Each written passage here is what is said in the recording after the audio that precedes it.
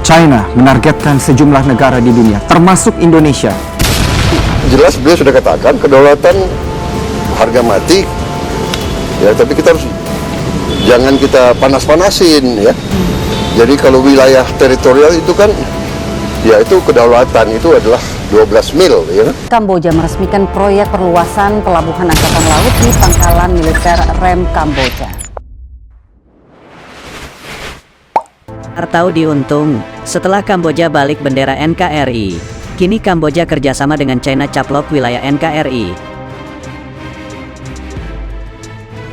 Sahabat bagi-bagi, Rimbes merupakan pangkalan militer Angkatan Laut Kamboja yang dibiayai China. China membiayai pembangunan pangkalan militer Rimbes milik Kamboja, namun numpang sekalian di sana. Berarti Kamboja tengah mempersilahkan China menempati pangkalan militer. Meski Kamboja secara munafik menepis bahwa negaranya mengizinkan militer China untuk menempati Rimbes dijadikan pangkalan militer China. Ada dua alasan yang bisa dilontarkan publik internasional atas kemunafikan Kamboja yang mencoba menepis hal ini. Pertama, Kamboja menolak mengikuti latihan Angkatan Laut negara ASEAN di Indo-Pasifik yang diinisiasi oleh Indonesia. Kamboja tak merinci alasan penolakan, tapi kuat dugaan mereka ingin menjaga perasaan Beijing yang punya klaim di sana. Kedua, citra satelit dari Black Sky yang dilaporkan oleh Naval Technology pada tanggal 14 Maret tahun 2023. Naval Technology berani menjamin jika Rimbes ialah aset militer tersembunyi China, tetapi dengan sistem intelijen geospasial baru operasinya dapat dilacak secara real-time, jelas Naval Technology.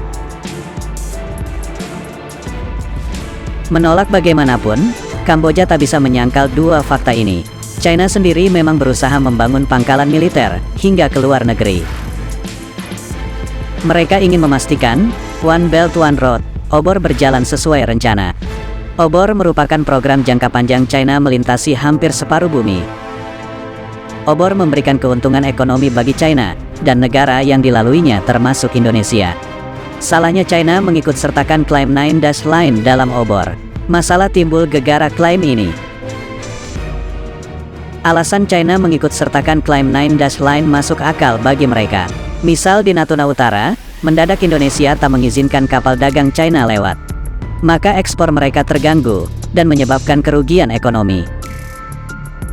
Maka Natuna Utara diklaim untuk memastikan obor sepenuhnya dikendalikan China tanpa bisa diintervensi negara lain.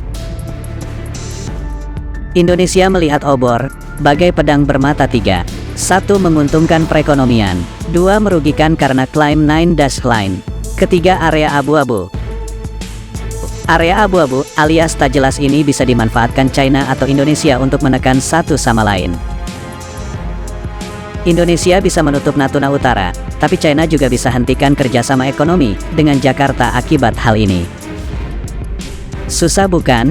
Entah pemerintah dan orang di Senayan mengerti atau tidak situasi geopolitik seperti ini. Naval Technology mengungkap jika pembangunan Rimbes memiliki kepentingan strategis bagi China. Jika sudah full operasional, Rimbes bisa digunakan China memproyeksikan kekuatan tempurnya di seluruh ASEAN.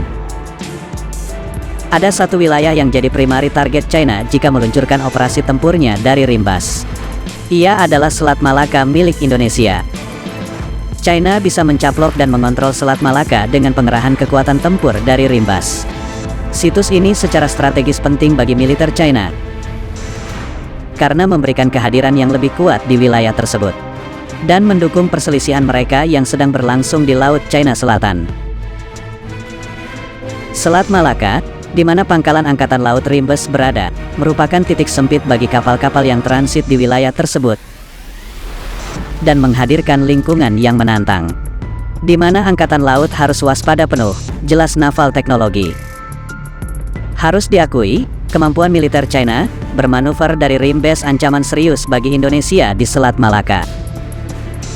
Indonesia harus mewaspadai keberadaan militer China di Rimbes Kamboja. Ingat tahun 2037 perang antara AS versus Beijing diprediksi pecah di kawasan Indo-Pasifik. Sahabat bagi-bagi, Apakah Kamboja akan bantu China untuk khianati Indonesia? Yuk diskusikan di kolom komentar. Merdekalah kita seutuhnya, merdeka!